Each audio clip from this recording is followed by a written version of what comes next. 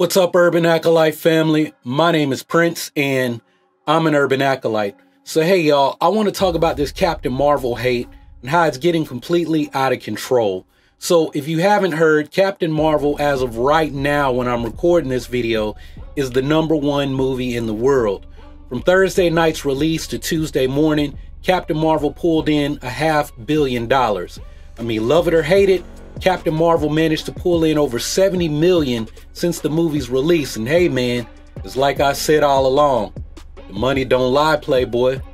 So the way these big blockbuster bursting movies keep their legs going is the diehard fans see the movie multiple times, and then they go tell people on the fence and the casual fans that, hey man, you gotta see this. It's so good. I wanna tell you why it's so good, but I don't wanna spoil the movie. So hurry up and go see it. So I'm just gonna tell y'all that I saw the movie on Thursday night and on Saturday morning during the release weekend. I was also that guy at my friend's birthday party last Monday night who was telling everyone why they needed to hurry up and see this movie. I would have been up on YouTube telling y'all the same thing, but the power was out in my neighborhood on Sunday morning for like 12 hours when I wanted to record my review video. So if you didn't know, I really did enjoy Captain Marvel, and I'll try to find time to post a few videos about the movie. I'm kind of busy with these 3 workout groups in the Urban Acolyte Academy. I'm also in the process of moving into my other house and selling this one where I'm recording right now. So we'll see how that goes. But to get to the real business of this video, there are seriously people of the, well, I'm a geek, but I hate everything related to geekdom community who are going around saying that Disney is faking their numbers on Captain Marvel. Like, really, man? Like, these are the same cats who were trying to tank the audience anticipation scores on that Rotten Tomatoes website. Like, I think they got it down to 22% audience anticipation. Meanwhile, the large auditorium at my favorite theater was packed on Thursday night and on Saturday morning. I wouldn't be surprised if they're leaving a bunch of bad reviews on the Rotten Tomatoes now that you can leave a review. But like I said, the money don't lie. How's your bad review going to change the fact that this is probably going to be one of the highest grossing films of 2019? I mean, no amount of excuse making is going to change the amount of money that this movie has made and will continue to make. I mean, Kevin Feige's already talking about the sequel. He's already talking about the sequel, y'all. Meanwhile, Alita Battle Angel, the champion of the Captain Marvel haters, underperformed at the box office. Now look, I have nothing against Alita. I know a certain group of geeks and video game players who have a massive chip on their shoulder, and they like to pit these 2 films against one another. Why they do, I don't know, and to be honest, I don't care. I have seen Alita and Captain Marvel. I liked both movies. I know people who did stunt work on both movies. And that raises a funny question that I have personally. So some of these dudes with these little small egos like to come at me in comments on Facebook, on YouTube and Twitter, and they're trying to call me all kinds of soy boy pansy, SJW cucks, and whatever else that, you know, they heard from somebody else. But it's like Alita Battle Angel. How come they don't know that Alita's hair is modeled from this lady named Thekla? Thekla was actually one of the motion capture stunt people who performed a bunch of Alita's moves. You know who's cool with Thekla? Michelle Lee is, that's who. Oh wait, Prince, who is Michelle Lee and why should we care? Well, Michelle Lee was the symbiote host of the ambulance worker in the Venom movie at the start of the movie, but she was also Minerva's stunt double in Captain Marvel. So basically, Minerva is cool with Alita because the lead stunt double for Rosa Salazar, the actress who played Alita, the double who did all of Alita's flips and cartwheels, and Minerva in the Captain Marvel movie, they're all homegirls. What else have I heard? The Captain Marvel will never be as good as Wonder Woman. Well, it's about to make as much money as Wonder Woman, but guess what else? Well, Brie Larson's stunt double was in Aquaman, and I think she was also doing stunts in Wonder Woman 2. So for an SJW soy boy, I sure seem to know a lot about the stunt performers in these movies, because I'd like to train with them one day, because I know where they train out in LA. But you know, that makes me soft. According to a bunch of dudes who have these real strong wrists and thumbs from those really hard keyboard warrior workouts. The truth is, if you start talking about boycotting any of these films, you're not hurting the actors that you don't like.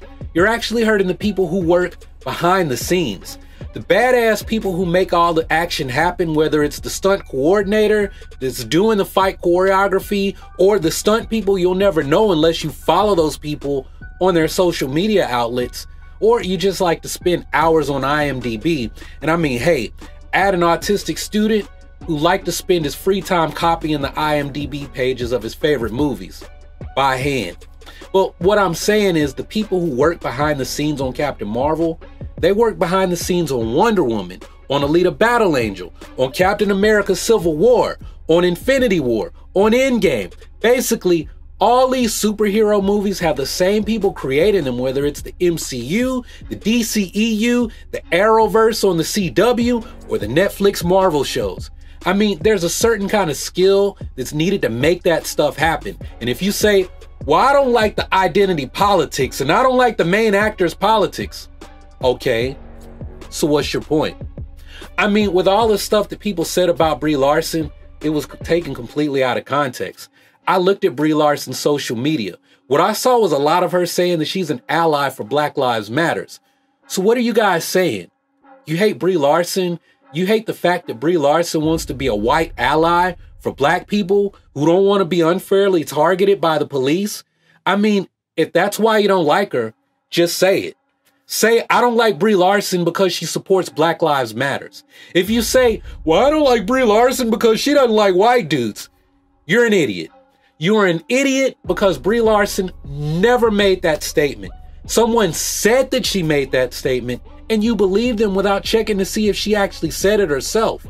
I mean, if you'll let someone tell you things that you'll believe completely on blind faith, what are you going to do when they ask you to castrate yourself?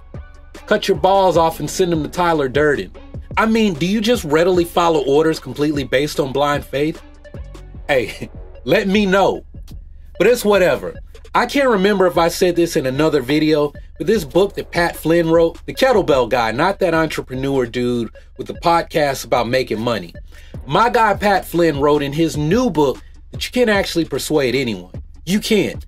People have their biases, and when they hear an argument that confirms their bias, they side with that point of view.